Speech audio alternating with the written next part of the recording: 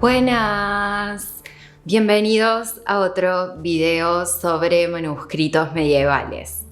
En mientras hago la cuarta obra de este proyecto artístico, les voy a estar contando sobre Christine de Pisan, una mujer fascinante, inteligente, adelantadísima para su época y considerada una de las precursoras del feminismo occidental.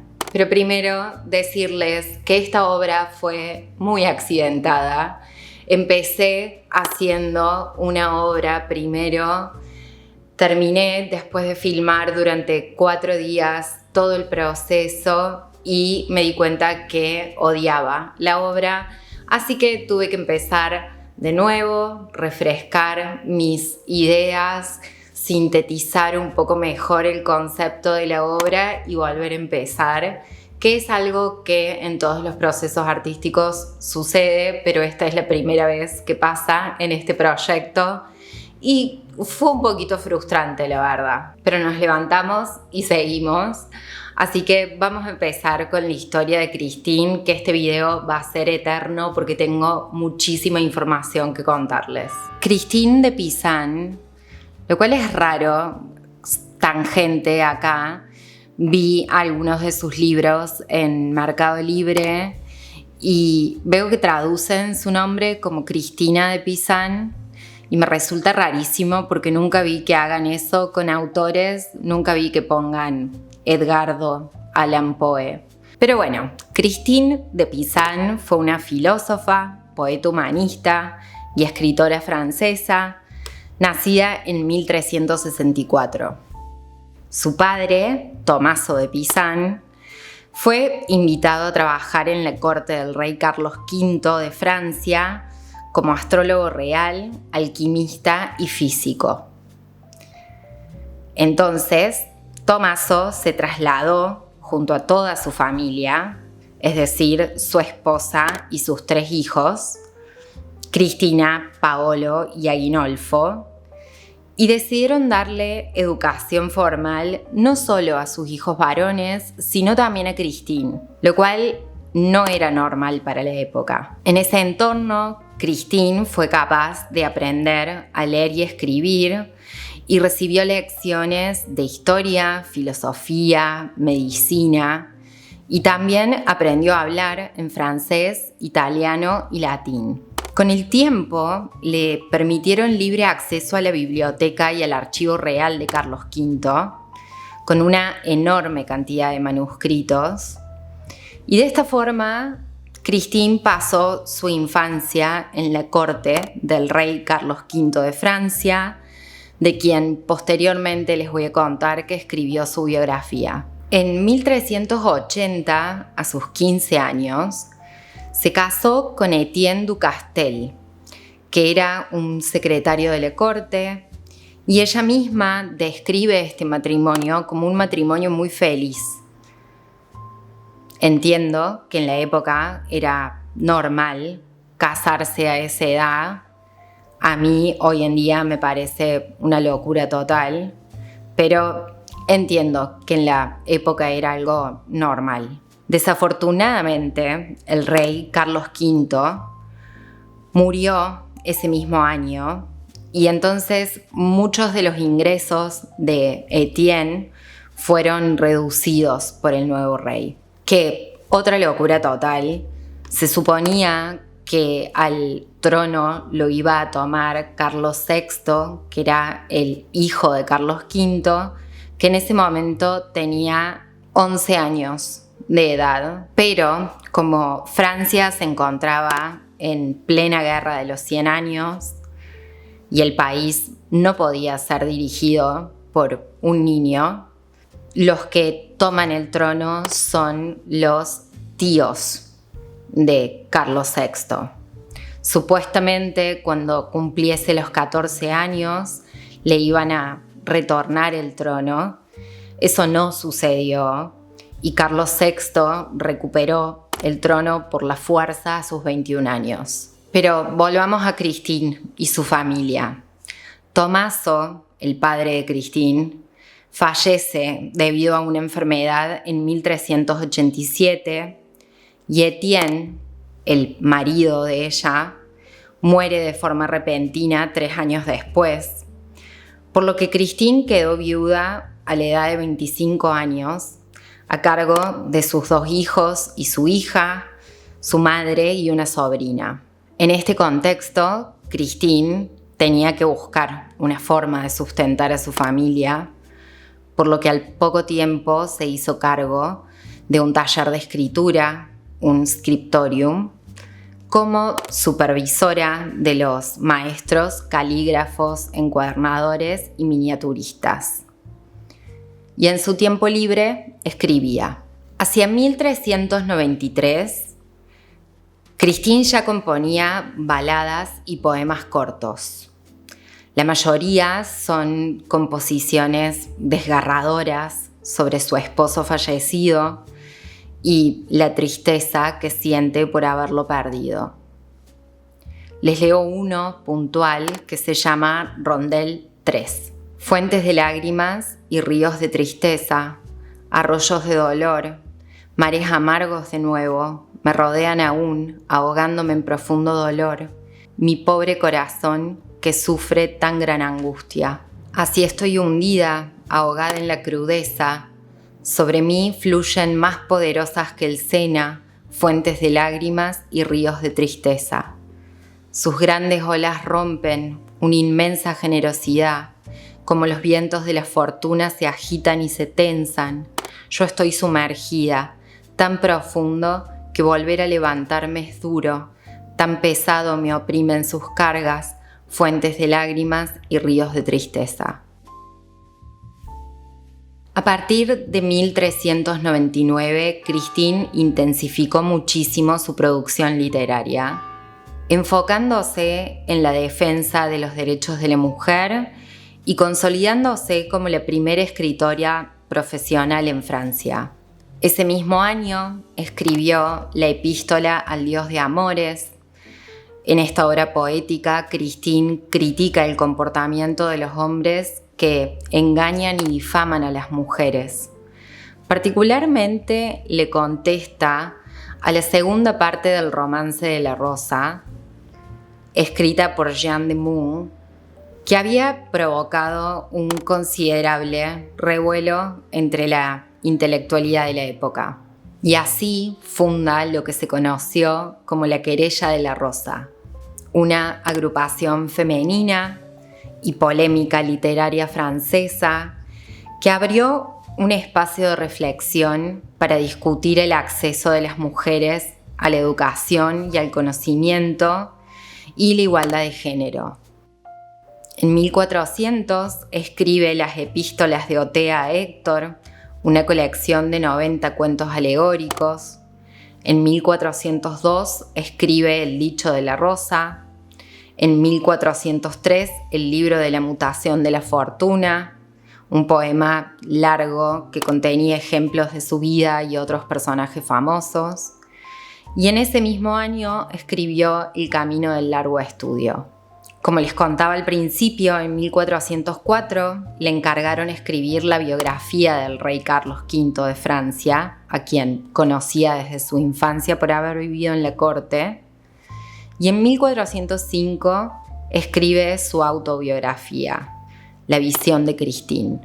En ese mismo año escribe su obra más conocida y la que a mí más me interesa, que es La ciudad de las damas. Es una obra alegórica y pionera del pensamiento feminista occidental, escrita como respuesta a la misoginia de los autores medievales. Christine construye una ciudad metafórica habitada por mujeres ilustres, guiadas por 3 figuras: la razón, la rectitud y la justicia. Y les leo el comienzo de esta obra para que vean lo adelantado que fue este pensamiento en la época. Me preguntaba cuáles podrían ser las razones que llevan a tantos hombres, clérigos y laicos a vituperar a las mujeres, criticándolas bien de palabra, bien en escritos y tratados. No es que sea cosa de un hombre o dos, Ni siquiera se trata de ese Mateolo que nunca gozará de consideración porque su opúsculo no va más allá de la mofa, sino que no hay texto que esté exento de misoginia. Al contrario, filósofos, poetas, moralistas, todos, y la lista sería demasiado larga, parecen hablar con la misma voz para llegar a la conclusión de que la mujer, mala por esencia y naturaleza, siempre se inclina hacia el vicio. Volviendo sobre todas esas cosas en mi mente, yo, que he nacido mujer, me puse a examinar mi carácter y mi conducta y también la de otras muchas mujeres que he tenido ocasión de frecuentar, tanto princesas y grandes damas como mujeres de mediana y modesta condición, que tuvieron a bien confiarme sus pensamientos más íntimos. Me propuse decidir, en conciencia, si el testimonio reunido por tantos varones ilustres podría estar equivocado. Finalmente, llegué a la conclusión de que al crear Dios a la mujer, había creado un ser abyecto. No dejaba de sorprenderme que tan gran obrero haya podido consentir en hacer una obra abominable, ya que si creemos a esos autores, la mujer sería una vasija que contiene el pozo de todos los vicios y males.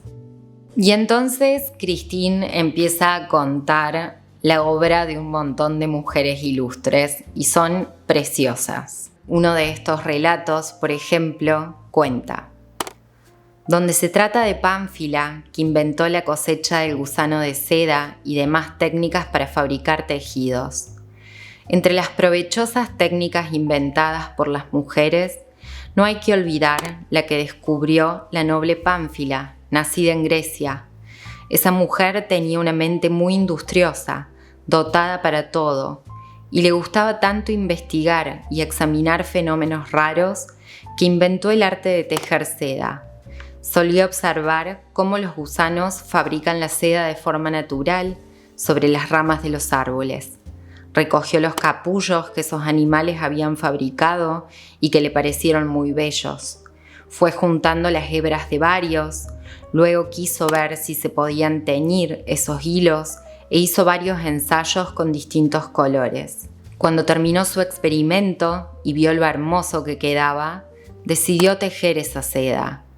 Esta mujer, gracias a las técnicas que desarrolló, trajo belleza y provecho al mundo, porque el uso de la seda se extendió a todas partes.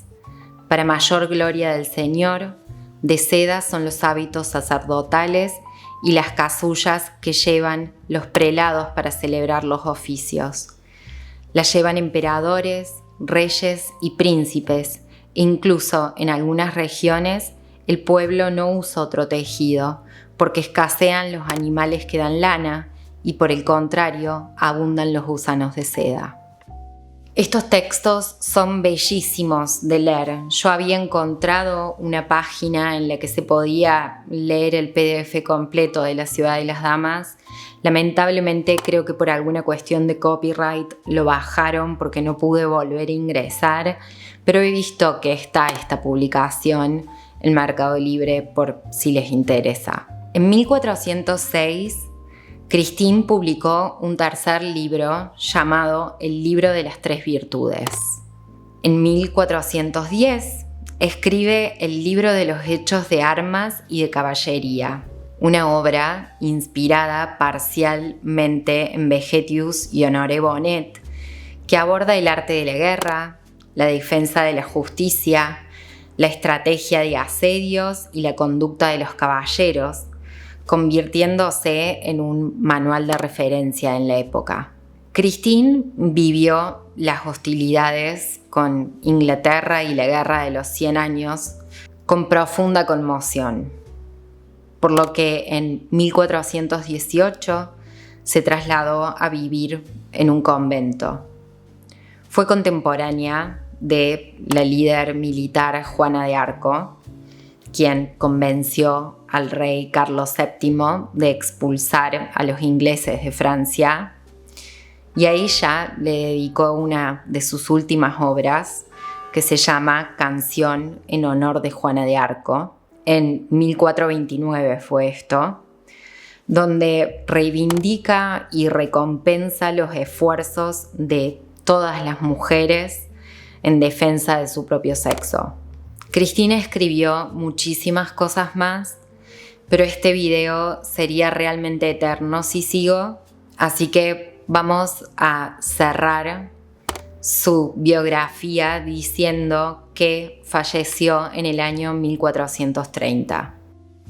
En la obra tomé uno de los poemas de Christine que le escribe aparentemente a una amiga, y me impactó también el hecho de que escribiese sobre la guerra, y me acordé de un proverbio ruso que cita Harun Farocki en Desconfiar de las imágenes, que es originalmente de un libro de Ernst Junger, que dice: la bala es una ciega insensata. Les leo ese pasaje.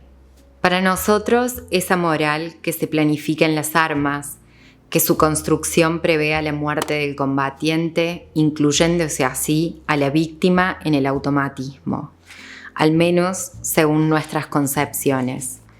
En Japón, por el contrario, que un piloto reciba la orden de precipitarse con su avión sobre un barco de guerra enemigo es tomado como una distinción. Allí también existen torpedos con un piloto incorporado para supervisar el recorrido del misil hacia el blanco, idea que invalida la afirmación del proverbio ruso: la bala es una ciega insensata. Y también pensé en los eslogans y propaganda política de las épocas de guerra. Siempre me resultaron muy fascinantes y probablemente haga otro video sobre este tema en algún momento.